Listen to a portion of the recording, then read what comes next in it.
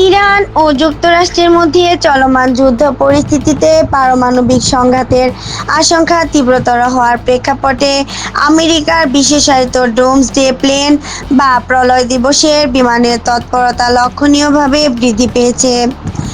যুক্তরাজ্যের table add পত্রিকা the daily mail গত সোমবার ৯ মার্চ এক প্রতিবেদনে জানিয়েছে, গত ২৮ ফেব্রুয়ারি যুদ্ধের তীব্রতা বাড়ার পর থেকে মার্কিন নৌবাহিনীর ই-৬বি মার্কারি কৌশলগত বায়ুবাহিত কমান্ড বিমানের একাধিক উড্ডয়ন শনাক্ত করেছে ফ্লাইট ট্র্যাকিং ডেটা। বোয়িং ৭০৭ এয়ারফ্রেমের উপর ভিত্তি করে তৈরি এই বিমানগুলো মূলত পারমাণবিক হামলা শুরু হলে আকাশ থেকে পাল্টা সামরিক পদক্ষেপ ও কমান্ড পরিচালনার জন্য ডিজাইন করা হয়েছে। মার্কিন প্রেসিডেন্ট বা প্রতিরক্ষা মন্ত্রীর নির্দেশ, পারমাণবিক সাবমেরিন, স্থলঘাঁটি ও স্যাটেলাইটে পৌঁছে দেওয়ার সক্ষমতা রয়েছে এই ভাসমান কমান্ড সেন্টারের। ফ্লাইট ডেটা বিশ্লেষণ করে দেখা গেছে, গত ২ মার্চ যুক্তরাষ্ট্রের আকাশে দুটি ই-৬বি বিমানের বিশেষ উড্ডয়ন সম্পন্ন হয়েছে।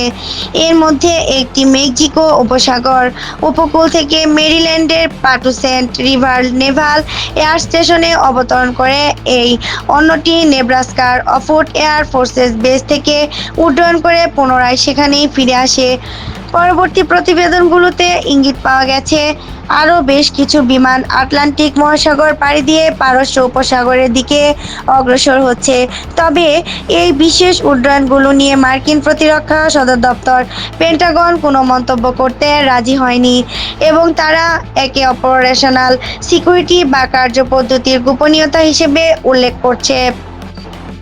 এই বিমানগুলো মূলত ট্যাকামো নামক একটি মিশনের অংশ হিসেবে কাজ করে, যা নিশ্চিত করে যে সাধারণ যোগাযোগ নেটওয়ার্ক ধ্বংস হয়ে গেলেও পারমাণবিক কমান্ড বা নির্দেশ যাতে যথাযথ স্থানে পৌঁছাতে পারে।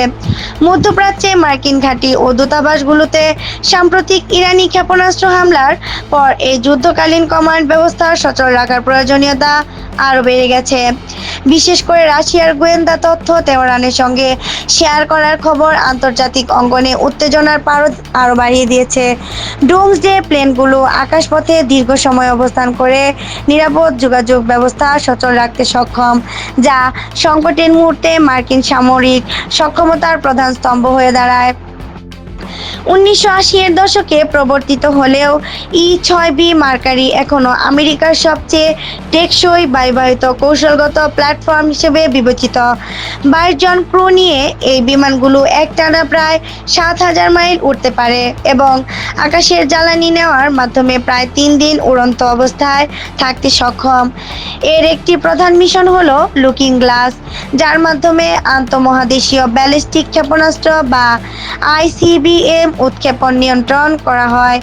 বর্তমান ভূ-রাজনৈতিক সংকটে এই ফ্লাইট সক্রিয়তা মার্কিন সামরিক বাহিনীর সর্বোচ্চ সতর্ক ব্যবস্থা এবং চরম প্রতিকূল পরিস্থিতিতেও কমান্ড ও কন্ট্রোল বজায় রাখার অঙ্গীকারকেই প্রতিফলিত করছে। নাহিদা, কথা টিভি ৭১, ঢাকা।